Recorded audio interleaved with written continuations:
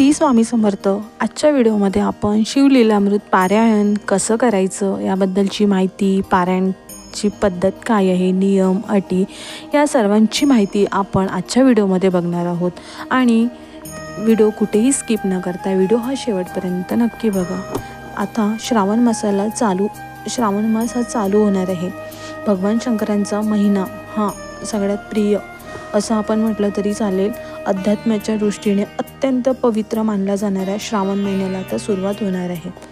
श्रावण महिन्याच्या अगदी सुरुवातीच्या दिवसापासून भाविक भक्त भगवान शंकरांना प्रसन्न करण्यासाठी पुराण वेदांमध्ये सांगितल्याप्रमाणे आपल्या मनोकामना पूर्ण करण्यासाठी आराधना करत असतात। याच पवित्र श्रावण महिन्यात भगवान शंकरांना प्रसन्न करण्यासाठी त्यांची कृपादृष्टी सदैव आपल्यावर असावी असं जर आपल्याला वाटत असेल, आपली दुःख, रोग, चिंता हटावी यासाठी पुराणामध्ये श्रावण महिन्याच्या पर्वकाळात शिवलीलामृत पोथीचे पारायण करण्यास सांगितले आहे। हे पारायण केल्याने काय फळ मिळते व श्रावण मासाच्या पर्वकाळात हे पारायण कसं करावे हे आपण आजच्या व्हिडिओमध्ये जाणून घेणार आहोत। शिव म्हणजे देवांचे देव महादेव अर्थात भगवान शंकर हे कलियुगात श्रेष्ठ देवता मानले गेले आहेत। याचा वेद अन पुराणात उल्लेख सापडतो। मनुष्य जन्म घेतलेल्या प्रत्येक व्यक्तीच्या आयुष्यात दुःख, संकटे असतात। याच दुःख संकटातून आयुष्याची वाट सापडून योग्य दिशा मिळावी, आपले जीवन स्वार्थ व्हावे यासाठी भगवान शंकरांना शरण जावे आणि यासाठी श्रावण महिन्याच्या या पवित्र या मासामध्ये शिवलीलामृत पोथीचे पारायण करावे असं संत महात्मे सांगतात।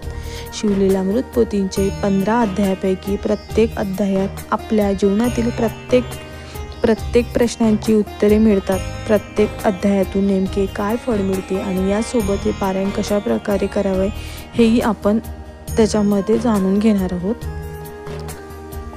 भगवान शंकरांची कृपा प्राप्त करून घेण्यासाठी शिवलीलामृत पोथीचे पारायण करावे। शिवलीलामृत पोथींचा पहिला अध्याय वाचला असता आपल्याला आपल्या सद्गुरूंचे आशीर्वाद प्राप्त होतात असं म्हणतात। दुसऱ्या अध्यायात आपल्याला शिवभक्तीची अनुभूती सुद्धा प्राप्त होते। तिसऱ्या अध्यायातून आपल्या पापांचे शालन होऊन जीवनाला सद्गतीची दिशा मिळते। चौथ्या अध्यायाने शिवपूजनाचे यथोचित फळ प्राप्त होऊन आपल्याला येणारी आपत्ती टळते। 5व्या अध्यायातून आपल्यावर येणारी संकटे हरतील व आपले गतवैभव आपणास पुन्हा प्राप्त होऊ शकतं। 6व्या अध्यायाच्या पठणाने स्त्रियांचे अकाली वैभव सुद्धा टळतं, त्यांना उत्तम आरोग्याची प्राप्ती होते। 7व्या अध्यायाच्या पठणाने शिवशंकरांची कृपा होऊन मृत्यूवर मात करता येईल। 8व्या अध्यायातून संकटे, शारीरिक व्याधीतून सुटका मिळेल। 9व्या अध्यायातून पूर्वजन्माची स्मृती होऊन या जन्माचा उद्धार होणार। 10वा अध्याय पूर्ण झाल्यानंतर उमा महेश्वराच्या कृपेने प्रिय व्यक्तीची प्राप्ती होऊन जीवनाला एक नवी दिशा मिळेल। 11व्या अध्यायानंतर अपमृत्यू टळेल, हितशत्रूचे बळ कमी होईल, प्रतिष्ठा, मान सन्मान वाढेल। 12व्या अध्यायानंतर आपल्या कुटुंबातील मृत आत्म्यांना सद्गती प्राप्त होणार, परिवारातील भूत पिशाची बाधा नष्ट होणार। 13व्या अध्यायातून अध्यात्माची गोडी लागेल, अडकलेली कामे सुद्धा मार्गी लागतील।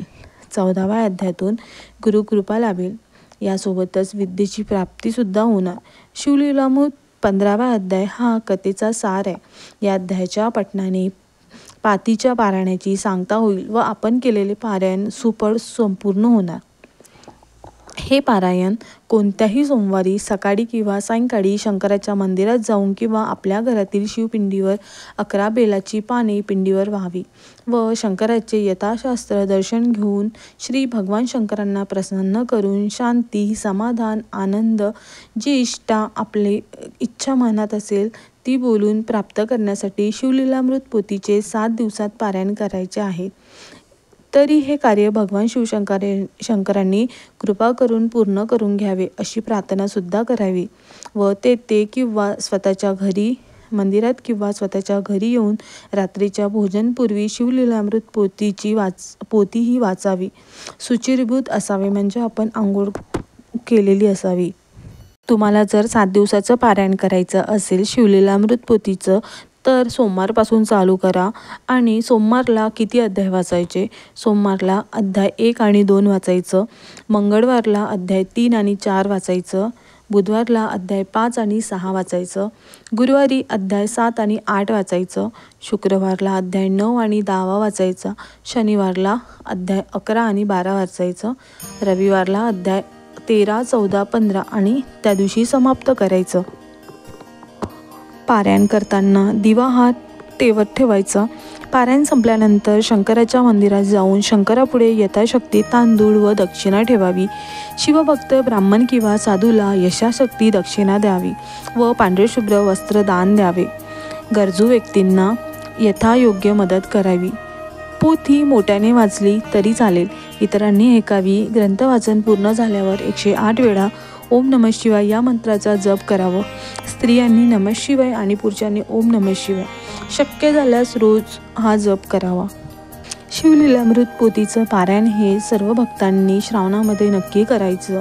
त्याचे नियम अटी आजच्या व्हिडिओमध्ये सांगितलेले आहे. तरी सर्वांनी नियम अटी बघून सगळ्यांना आपल्याला जमेल तशा पद्धतीने आपल्या भोलेनाथ बाबांची सेवा करावी. आणि हा व्हिडिओ आध्यात्मिक याच्यावरती आधारित होता. तरी व्हिडिओ जर आवडला असेल तर व्हिडिओला लाईक करा, शेअर करा, कमेंट करा आणि जास्तीत जास्त लोकांपर्यंत पोहोचवण्याचा प्रयत्न करा. आपण व्हिडिओची समाप्ती इथेच करू.